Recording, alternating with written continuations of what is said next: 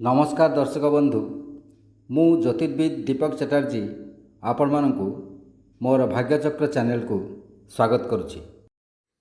गोटे वर्षर अंत घटी एवं आउ एक नूतन वर्षर प्रारंभ होइछि। 2025 मसीहा विगत होइथिबा बेले 2026 मसीहार सूर्य उदय होबाक जाउछि। तेबे गोटे नूतन वर्ष जो प्रवेश करे प्रत्येक मन प्रत्येक मनुष्य मन से जेकोसी राशिगत बा जेकोसी नक्षत्रगत लोक होता ना कहीं प्रत्येक मन एक विभिन्न प्रकार प्रश्न जागृत हुए। अनेक आशा, अनेक भरोसा, अनेक उत्साह, अनेक उद्दीपना, पुणी निराशा, हताशा, प्रश्नवाची विभिन्न प्रकार चिंता सब दोलायित होता है मन भितर। किपरि जीव यो वर्षटी केमिति कटिब, कौन कौन खराब रही, कौन कौन भल रही, सब विभिन्न प्रकार समस्ते कल्पना जल्पना करें। मोर ये 2026 मसीहार अन्य राशिगुड़िक संपर्क में वीडियो अपलोड करछि। तेबे आज देखने बिछा राशि संपर्क में 2026 मसीह बिछा राशि जात व्यक्ति मानी किपर रहिबो।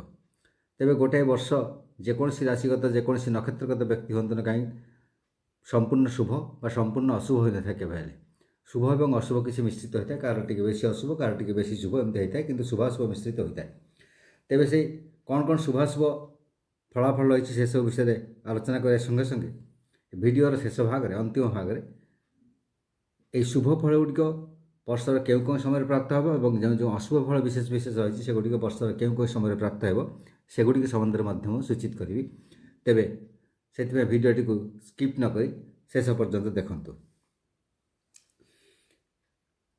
बिछा राशि जो रही आपणकर इच्छा मुताबक फल पाइबे भावुंट से किछिटा न्यून हो पारे, किछिटा ऊणा हो पारे। तेबे आपण कर्तव्य कर्मरु विरत रुहंतु नहीं और मानसिक स्थिरता बजाय रखंतु। निश्चित भाव बहुत सुफल आपणकर हस्तगत हेबो। विभिन्न प्रकार समस्या बाधा विघ्न आसी उत्पन्न हेबो, सम्मुखीन हेबो। से सब सहयोगी मान जो अच्छा जो मैंने चाकरी कर कर्म क्षेत्र में कौन व्यवसाय क्षेत्र में अच्छा आप पार्टनर सब अच्छा द्वारा आप प्रतारणार शिकार हो पारती, ठकामी पड़ पारती। सावधानता अवलंबनीय। निज हिसाब से आप निजे जगी रखी चलिए भल हे। अनेक क्षेत्र में सम्मान हानिर सूचना रही। यह सत्य दृढ़ मनोबल जदि आप रखिए निश्चित भाव कर्म में आगे जाए।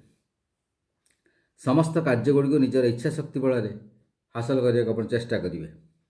सत्संग प्राप्ति हेब। दृढ़ मनोबल ही कर्मतत्परता दिगरे आपण सहायक हेब।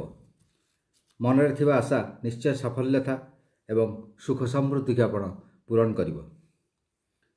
सदा सर्वदा परोपकार एवं आत्मविश्वास रखंतु, निश्चित भाव आप शीर्ष में पहुँचे। केतक प्रतिरोध रही अଯଥା दुश्चिंता आघात प्राप्त हो पारती मानसिक भाव एवं शारीरिक भाव मध्य। बिना कारण अपमान एवं अपजस को सहाय करा पड़े। हठात स्वास्थ्यगत क्षेत्र में किसी असुस्थता देखादेव।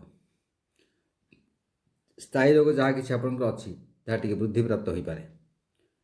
अधिकांश समय देह असुस्थता रही क्लांति अनुभव करि। द्रव्य हानि हेब, चोरी हेबार आशंका रही एवं किसी जिनस अपहृत हेबार एवं ठकामी पड़ार प्रतारणार शिकार हेबार आपन को देखा जाए। से संबंध में आप सजग रे। पारिवारिक जीवन रे किसी अशांति विद्रोह विद्वेष जात हो पारे। तेज आप आपस मिलामेशा कर चाहिए आपस समाधान सब करेंगे तेज अल्पक निश्चिंत भाव सब किसी समाधान हो पार। दुश्चिंता मध्य आप बहुत समय गति करी किसी कार्य पछुआ रही पारती। आय स्थिर रु व्यय वृद्धि टी हो पारे। व्यय सामान्य वृद्धि हे। आपणकर आवश्यक अत्यावश्यक सामग्री बा अनिवार्य कारणवशतः बहुत समय आपंकर व्यय वृद्धि हो पारे। व्यवसाय क्षेत्र में अस्थिरता देखादेव। आर्थिक स्थिति दुर्बलता केतक कार्य को मंथर करें। बहु आशा कर अनुरूप फल लाभ आपड़ कर। कर्मचारी बा कई बंधु व्यक्ति छलना कर ଆପଣଙ୍କର କ୍ଷତି ଘଟାଇ ପାରନ୍ତି। ସେଥିପ୍ରତି ସଜାଗ ରହିବେ। ନିମ୍ନ ବର୍ଗର ଲୋକମାନଙ୍କ ଦ୍ୱାରା ଅପମାନିତ ହୋଇପାରନ୍ତି। ତାଙ୍କ ସହ ବିବାଦ ବିଦ୍ୱେଷରୁ ଦୂରେଇ ରୁହନ୍ତୁ। ରାଜନୀତି କ୍ଷେତ୍ରରେ ଅସୁବିଧାରେ ପଡ଼ିପାରନ୍ତି।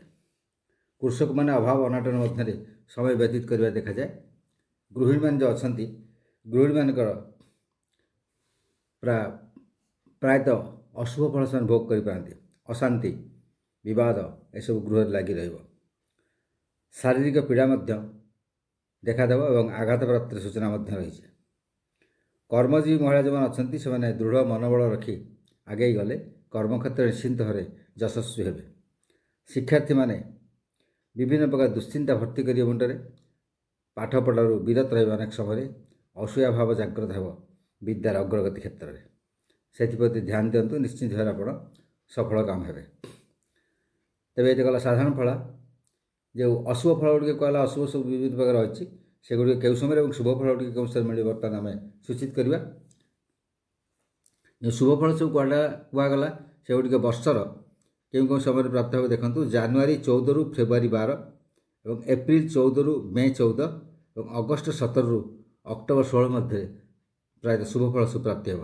ଏବଂ ଅଶୁଭ ଫଳ ଗୁଡ଼ିକ ଯେଉଁ କୁହାଗଲା ସେଗୁଡ଼ିକ ସମୟ ହେଉଛି ଫେବୃଆରୀ 13ରୁ ମାର୍ଚ୍ଚ 14, ଜୁନ 15ରୁ ଜୁଲାଇ 16 ଏବଂ ଅକ୍ଟୋବର 17ରୁ ନଭେମ୍ବର 15 ମଧ୍ୟରେ ପ୍ରାୟ ଅଶୁଭ ଫଳ ଗୁଡ଼ିକ ପ୍ରାପ୍ତି ହେବ। ନମସ୍କାର।